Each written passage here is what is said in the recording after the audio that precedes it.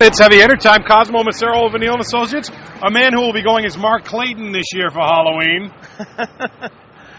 You think the Pats got lucky on Sunday, don't you? Hey, a win's a win. They put themselves in a position to be lucky. They sure did. They sure did. Peter Kadgis of the Boston Phoenix, a man who cannot get enough of me and Cosmo talking New England Patriots. That's true. Hey, be careful. We may get to the Red Sox at the end of this. Let's start with David Letterman, boys.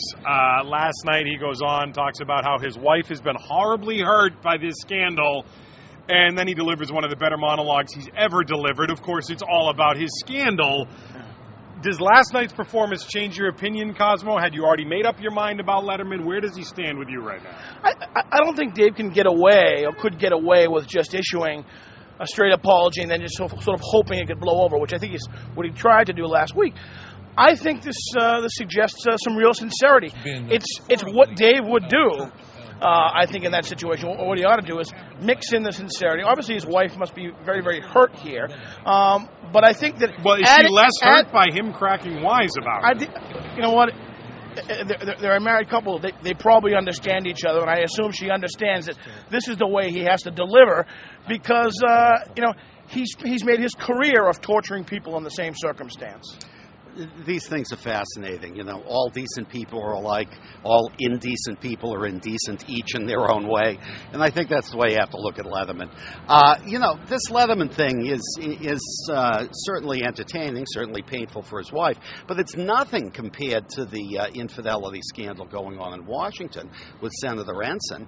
I mean, it's not the fact that we all know that infidelity in public life is an established fact, but, he has one of his Senate buddies arrange the payoff to the husband, and now there are implications in the New York Times that they're lobbying on behalf of corporate interests.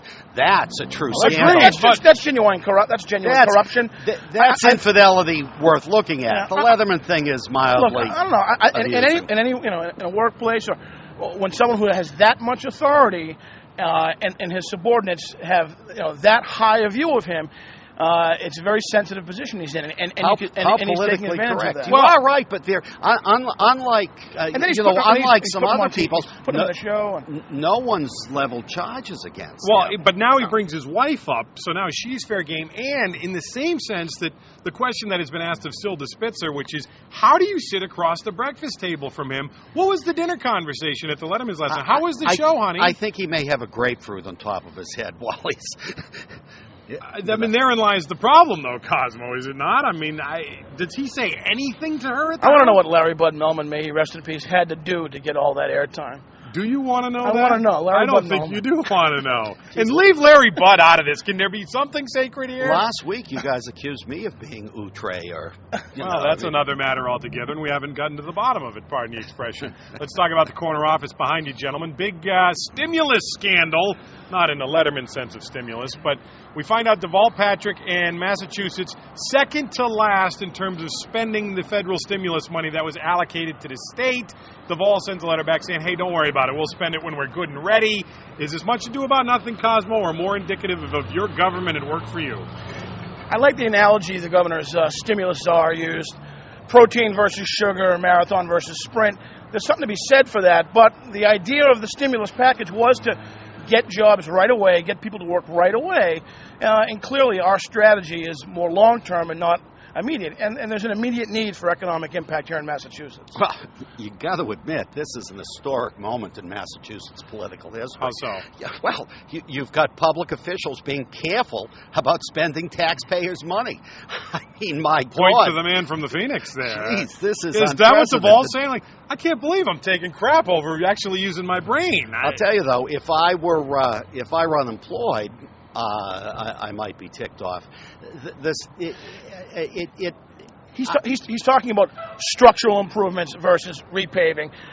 Long-term improvements that are going to stimulate the economy because they're going to improve how the infrastructure. No, I think that's right, but isn't this a use it or lose it? Yeah, and doesn't Barack say to him, what part of shovel-ready do you not understand? Yeah. I mean, you gave me a wish list. Get it going. If I had a project on that list that didn't get funded, I'd be pretty annoyed right now. A senior city official who's very familiar with government said that the money coming into the state, people would have a hard time spending it in 2 years. Let's get to the big political issue facing the Commonwealth right now. Number one, Cosmo, would you use federal money to build the knockouts in Mansfield? And two, will you go get your hair cut at the knockouts in Mansfield? Because many people in Mansfield don't want a knockouts in Mansfield. Federal funding, number one, I believe that's under consideration. So I would say yes, federal funding for knockouts.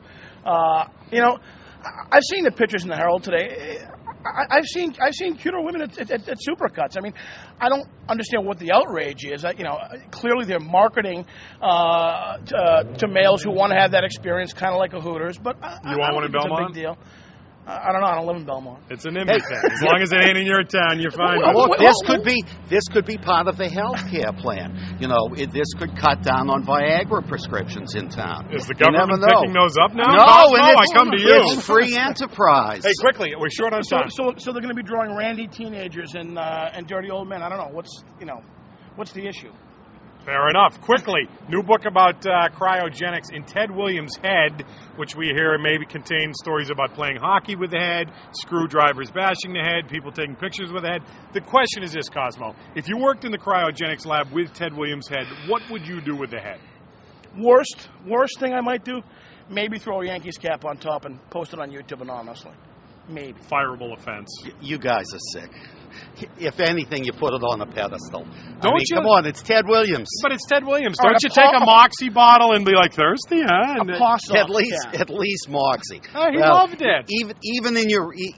Even when you're in the gutter, you are appropriate. Moxie would work. A paw socks a Brockton Rocks cap. You guys are sick. See, now the gears are turning. Now you're making a whole photo album out of them, Cosmo. Cosmo, Peter, they're the heavy hitters. We'll keep kicking Ted's head around during the break. New Stick Britain, around. baby.